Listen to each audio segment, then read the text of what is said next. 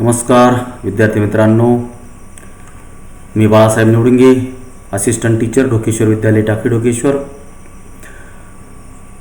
प्रथमतः अहमदनगर जिल्हा मराठा विद्याप्रसारक समाज संस्थेच्या दैनिक ऑनलाईन चाचणीमध्ये आपले सर्वांचे स्वागत. इयत्ता 10वी विषय गणित भाग 1 घटक क्रमांक 5 संभाव्यता. विद्यार्थी मित्रांनो, यापूर्वीच्या व्हिडिओजमध्ये आपण पहिले 4 प्रकरणं अभ्यासलेली आहेत. मागील व्हिडिओमध्ये आपण अर्थनियोजन हे जे प्रकरण आहे ते प्रकरण त्या ठिकाणी पूर्ण केलेलं आहे. आज या ठिकाणी आपण आपल्यासाठी नवीन असणारा जो टॉपिक आहे तो म्हणजे संभाव्यता अभ्यासणार आहोत. या संभाव्यतेमध्ये साधारणपणे काय काय आपण शिकणार आहोत, चला शिकूया. या सदराखाली जर आपण पाहिलं तर सर्वात प्रथम आपण संभाव्यतेची ओळख, त्यानंतर आपण यामध्ये काही बेसिक व्याख्या आहेत, त्याच्यामध्ये यादृच्छिक प्रयोग व निष्पत्ती या महत्त्वाच्या 2 व्याख्या या ठिकाणी आपण पाहणार आहोत. त्यानंतर आणखीन नमुना अवकाश व घटना याही व्याख्या आपण याच्यामध्ये पाहणार आहोत. आणि सर्वात शेवटी उपयोजनात्मक भागामध्ये घटनेची संभाव्यता कशी काढायची ही या ठिकाणी आपण अभ्यासणार आहोत. तर या प्रकरणातील कोणताही भाग या वर्षीसाठी डिलीट किंवा कट केलेला नाही याची सर्व विद्यार्थ्यांनी कृपया नोंद घ्यावी. तर चला या ठिकाणी आपण प्रथमतः संभाव्यतेची ओळख करून घेणार आहोत. त्यासाठी प्रथमतः आपण आपल्या दैनंदिन जीवनामध्ये वावरत असताना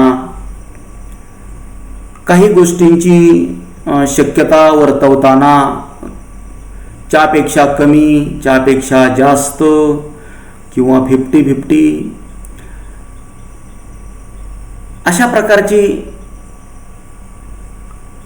नेहमीच शब्द वापरत असतो. अशा प्रकारचे शब्द नेहमीच आपण त्या ठिकाणी वापरत असतो.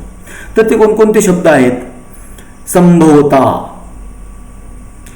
बहुतेक, अशक्य, निश्चित, जवळपास,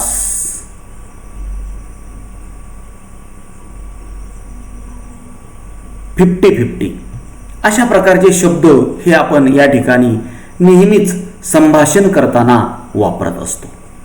किंवा संभाषणामध्ये आपण नेहमीच काही विधानं आहेत ती विधानं वापरत असतो. भविष्यातील शक्यतांविषयीची खालील विधाने आपण जर अभ्यासली, बहुतेक आजपासून पाऊस पडेल, महागाई वाढण्याचा संभव खूप आहे,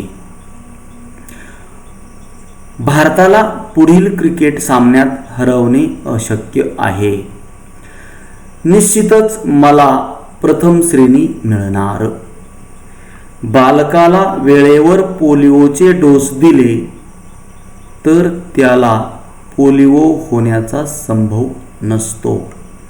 म्हणजे संभव किंवा निश्चित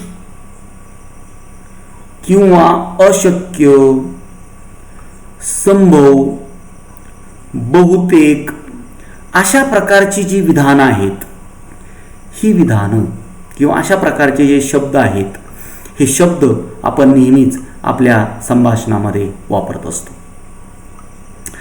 तर या ठिकाणी हे एक चित्र दिलेलं आहे. हे चित्र आपण जर या ठिकाणी अभ्यासलं तर या ठिकाणी काय चाललेलं आहे, सोबतच्या चित्रामध्ये किंवा सोबतच्या आकृतीवरून काय चालले आहे असे आपल्याला वाटते. निश्चितच आपल्या सर्वांना त्या ठिकाणी उत्तर देता येईल, कारण सध्या IPLचे सामने चालू आहेत आणि प्रत्येक सामना सुरू होण्यापूर्वी अशा प्रकारचं चित्र आपल्याला या ठिकाणी पाहायला मिळतं. आणि ते म्हणजे टॉस करताना आपण अशा प्रकारचं चित्र त्या ठिकाणी पाहिलेलं आहे. मग त्यामध्ये कोणकोणत्या शक्यता आहेत टॉस केल्यानंतर किंवा टॉस करताना?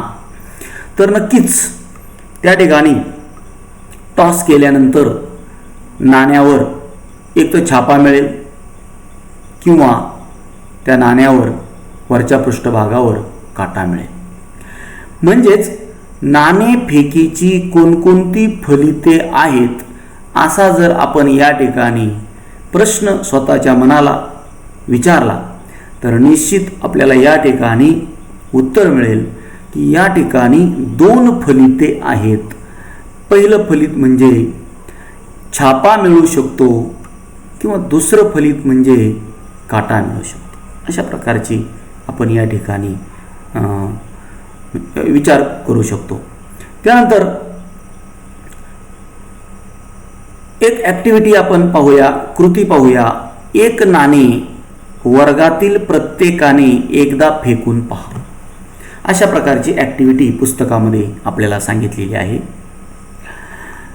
त्यामध्ये कोणकोणत्या शक्यता आहेत असा जर आपण या ठिकाणी विचार केला तर एक नाणे जर वर्गातील प्रत्येक विद्यार्थ्याने एकदा फेकून पाहिले तर प्रत्येक विद्यार्थ्याला काहीतरी मिळेल.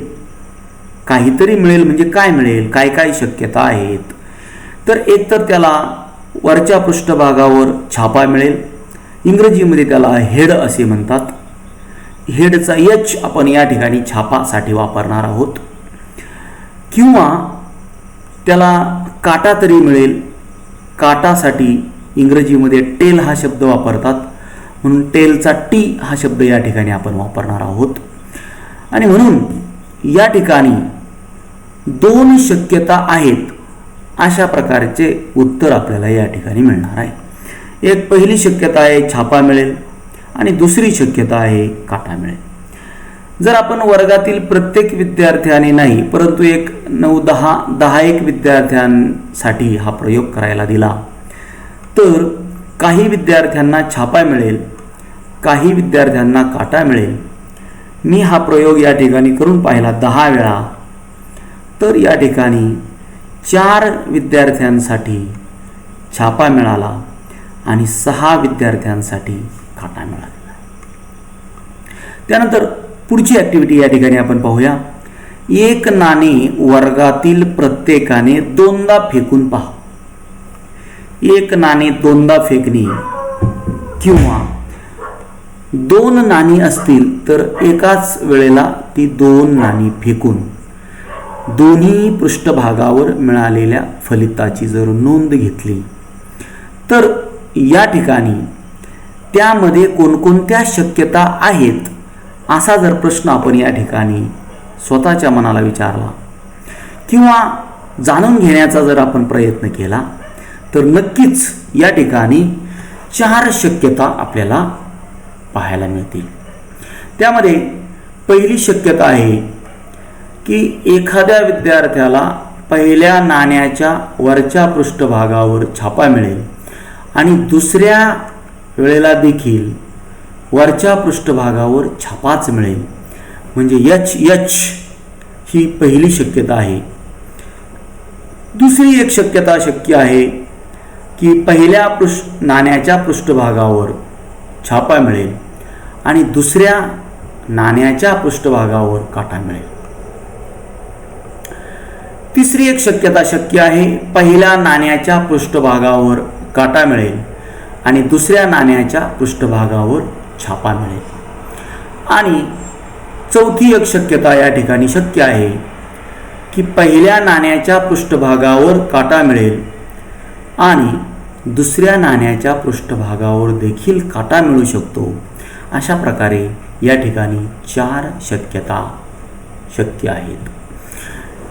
वर्गातील प्रत्येक विद्यार्थ्याने नाही परंतु एक 10 विद्यार्थ्यांना जर हा प्रयोग आपण करायला लावला तर मी हा प्रयोग या ठिकाणी एक नाणे 2दा फेकून पाहिलं आणि असं 10 वेळा केलं तर 2 वेळेला सलग छापा मिळालेला आहे. त्यानंतर 4 वेळेला पहिल्यांदा छापा आणि दुसऱ्यांदा काटा मिळाला. 3 वेळेला पहिल्यांदा काटा आणि दुसऱ्यांदा छापा मिळाला आणि एकदा दोन्ही वेळेला काटा मिळाला. प्रत्येक वेळेला या फलितामध्ये या ठिकाणी बदल होऊ शकतो.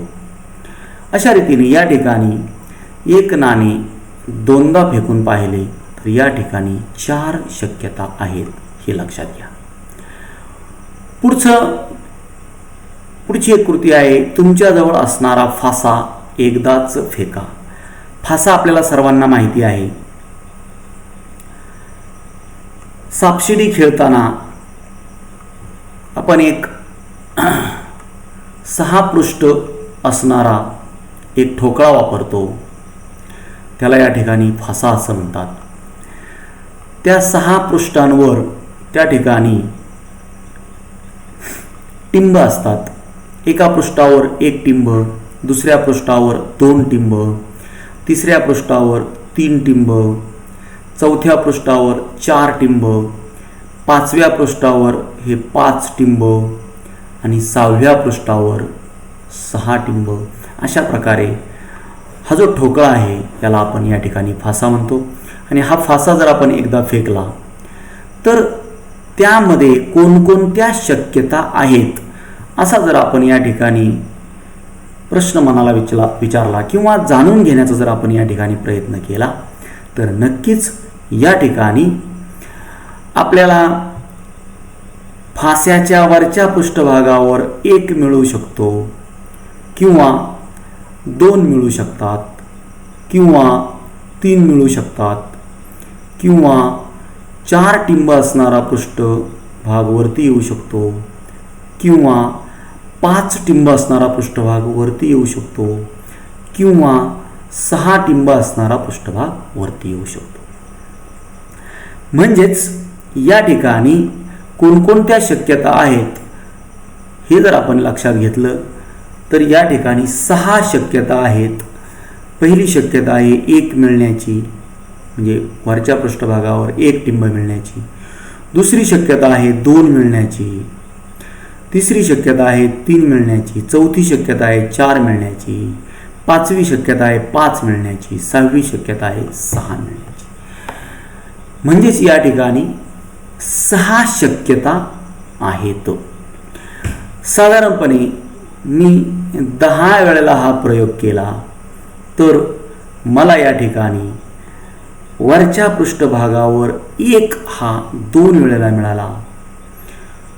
वरच्या पृष्ठभागावर 2 हा एकदाच मिळाला. वरच्या पृष्ठभागावर 3 हा 4 वेळेला मिळाला.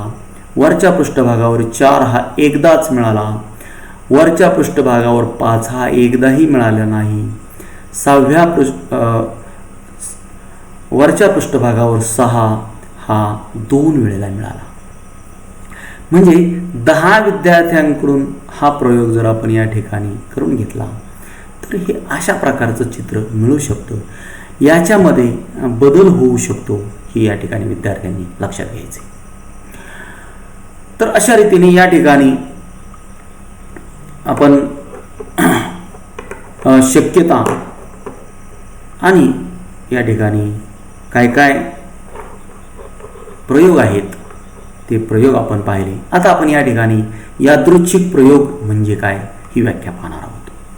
विद्यार्थी मित्रांनो, विज्ञानचा प्रात्यक्षिक किंवा विज्ञान विषयातील जो प्रयोग आहे तो प्रयोग वेगळा, की ज्या प्रयोगामध्ये रिझल्ट हा निश्चित आपल्याला माहीत असतो, काय होणार आहे ते देखील माहीत असतं आणि ते युनिक असतं. मात्र ज्या प्रयोगात सर्व संभाव्य फलिते अगोदर माहीत असतात पण त्यापैकी कोणत्याही फलिताबद्दल निश्चित भाकीत आपण करू शकत नाही. सर्व फलिते सत्य असण्याची शक्यता समान असते. अशा प्रयोगाला यादृच्छिक प्रयोग असे म्हणतात. म्हणजे हा असा प्रयोग आहे की ज्या प्रयोगामध्ये सर्व संभाव्य फलिते काय काय मिळू शकतं, काय काय शक्यता आहेत, या सर्व अगोदर माहिती असतात. पण त्यापैकी कोणतं फलित मला आता मिळणार आहे हे मात्र आपण सांगू शकत नाही, त्याबद्दल आपण निश्चित भाकीत करू शकत नाही. आणि सर्व फलिते सत्य असण्याची शक्यता समान असते. अशा प्रयोगाला यादृच्छिक प्रयोग असे म्हणतात. उदाहरणार्थ नाणे फेकणे, आत्ताच आपण या ठिकाणी नाणे फेकणे पाहिलं. त्यानंतर फासा फेकणे, त्यानंतर 1 ते 50 संख्या लिहिलेल्या कार्डांच्या संचातून एक कार्ड काढणे, किंवा खेळातील पत्त्यांच्या योग्य रीतीने पिसलेल्या पत्त्यांमधून एक पत्ता काढणे. अशा प्रकारे हे काही यादृच्छिक प्रयोग आहेत. आपण यापुढे उदाहरणांच्या स्वरूपामध्ये हे सर्व प्रयोग आपण या ठिकाणी पाहणार आहोत. त्यानंतर दुसरी व्याख्या आहे ती म्हणजे निष्पत्ती. यादृच्छिक प्रयोगामध्ये जे फलित मिळणार आहे त्या फलिताला निष्पत्ती असे म्हणतात. यादृच्छिक प्रयोगाच्या फलिताला निष्पत्ती म्हणतात. उदाहरणार्थ समजा 1 नाणे फेकणे या यादृच्छिक प्रयोगात एकतर आपल्याला या ठिकाणी छापा मिळेल किंवा एकतर काटा मिळेल, आणि जे काही मिळेल ती आपली निष्पत्ती, ते आपलं फलित, आणि त्यालाच आपण या ठिकाणी निष्पत्ती म्हणणार. मग काय काय फलिते किंवा काय काय निष्पत्ती किंवा काय काय शक्यता शक्य आहेत, तर या यादृच्छिक प्रयोगात एकतर छापा मिळू शकतो किंवा काटा मिळू शकतो. 2 निष्पत्ती शक्य आहेत, 2 फलिते शक्य आहेत, 2 शक्यता शक्य आहेत. समजा 1 फासा फेकणे हा यादृच्छिक प्रयोग विचारात घ्या. फासा आपल्याला माहीत झालेला आहे. हे काही फासे आपण या ठिकाणी पाहतोय. 6 पृष्ठ आहेत. एका पृष्ठावर टिंबांची संख्या, दुसऱ्या पृष्ठावर 2 टिंबांची, तिसऱ्या पृष्ठावर 3 टिंबांची, अशा रीतीने या ठिकाणी हा फासा आपण पाहिलेला आहे. आणि येथे किती निष्पत्ती शक्य आहेत हे जर आपण विचारात घेतलं तर एकतर 1 मिळू शकतो किंवा 2 मिळू शकतो किंवा 3 मिळू शकतो किंवा 4 मिळू शकतो किंवा 5 किंवा 6 मिळू शकतो. म्हणजेच येथे 6 निष्पत्ती शक्य आहेत. त्यानंतर 1 ते 50 संख्या लिहिलेल्या कार्डांच्या संचातून एक कार्ड काढणे. या प्रयोगात 50 कार्ड आहेत म्हणून 50 निष्पत्ती शक्य आहेत. या ठिकाणी पहा, 1 पहिलं कार्ड, 2 दुसरं कार्ड, 3 तिसरं कार्ड, 4 चौथं कार्ड, 5 पाचवं कार्ड. अशा प्रकारे या ठिकाणी ही जर 50 कार्ड आपण या ठिकाणी घेतली आणि या 50 कार्डामधून आपण एक कार्ड काढणे असं जर आपण प्रयोग केला तर 50 निष्पत्ती शक्य आहेत. त्यानंतर चौथा प्रयोग आपण या ठिकाणी जर पाहिला, यादृच्छिक प्रयोग, योग्य रीतीने पिसलेल्या खेळातील पत्त्यांमधून एक पत्ता काढणे. या यादृच्छिक प्रयोगाचा विचार या ठिकाणी आपण करणार आहोत. या योग्य रीतीने पिसलेल्या खेळातील पत्त्या आपण पाहिलेल्या आहेत. ह्या अशा प्रकारचा हा पत्त्यांचा कॅट आहे आणि या पत्त्या खेळताना आपण गावातील गल्ली गल्लीमध्ये पारावर नेहमीच आपण काही व्यक्तींना एकत्रित खेळताना पाहतो. या ठिकाणी या खेळाच्या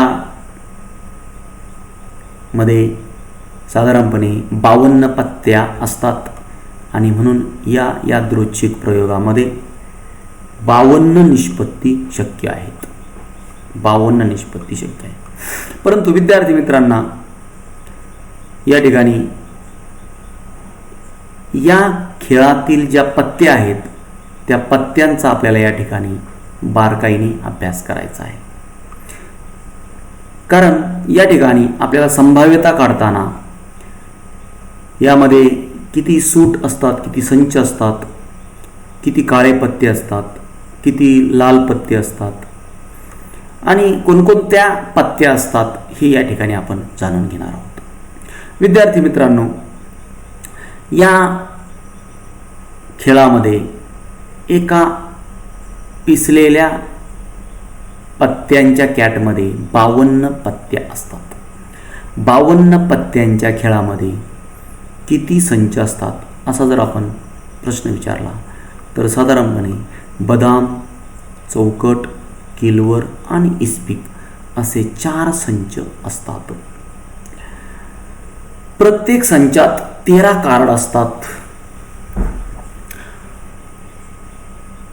बदाम आणि चौकट हे लाल पत्ते असतात, तर किलवर आणि इस्पिक हे काळे पत्ते असतात. तर ह्या ज्या काही 52 पत्त्या आहेत ह्या आपण या ठिकाणी ट्री डायग्रामच्या साहाय्याने पाहूया. त्याला आपण ॲरो डायग्राम म्हणतो. तर एकूण 52 पत्ता आहेत.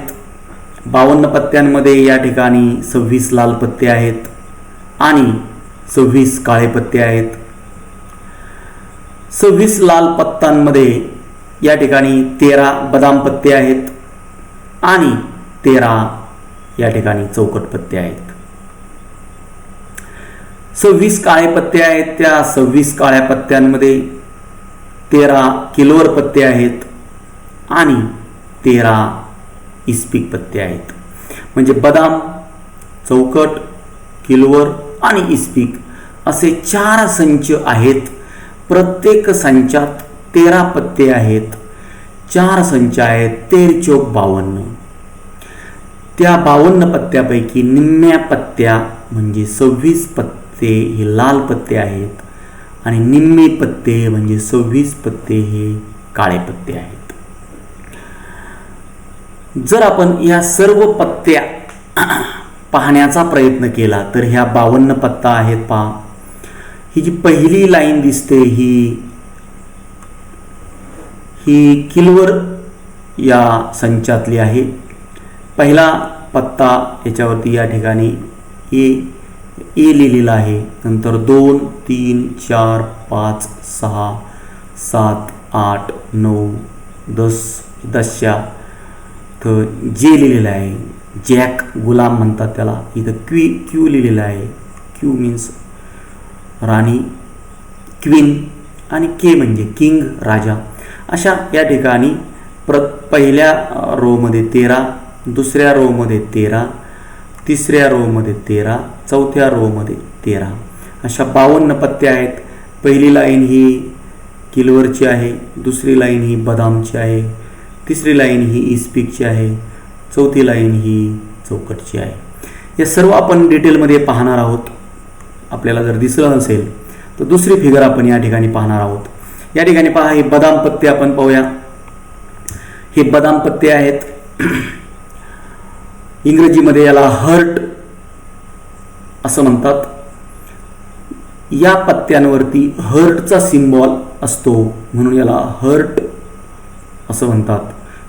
मराठीमध्ये त्याला बदाम पत्ता असे म्हणतात. त्यानंतर चौकट पत्ते, बदाम पत्ते आणि चौकट पत्ते हे लाल पत्ते असतात. या ठिकाणी याच्यावरती चौकोनाचे हे चिन्ह असतं म्हणून याला चौकट पत्ता असे म्हणतात. इंग्रजीमध्ये त्याला डायमंड म्हणतात.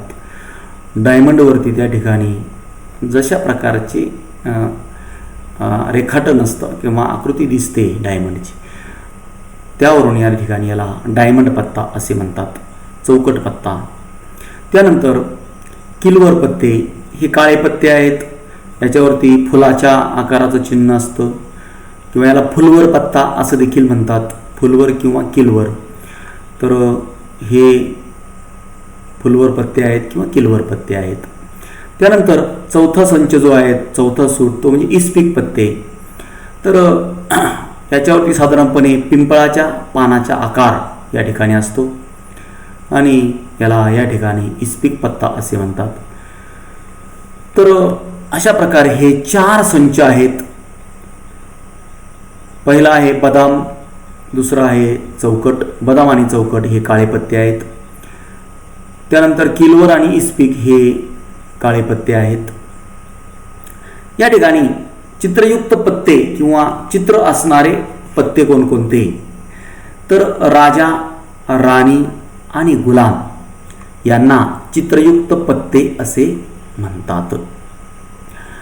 या ठिकाणी प्रत्येक संचात एक राजा असतो. पहा या ठिकाणी पहिली जी लाईन आहे हे 4 राजे आहेत. King, king, king, king. इस्पिकचा एक राजा, बदामचा राजा, किलवरचा राजा आणि चौकटचा राजा. अशाच प्रकारे या ठिकाणी या 4 राण्या आहेत आणि हे 4 गुलाम, जॅक. अशा हे जी काही 12 पत्ते आहेत, या 12 पत्त्यांना चित्रयुक्त पत्ते असे म्हणतात.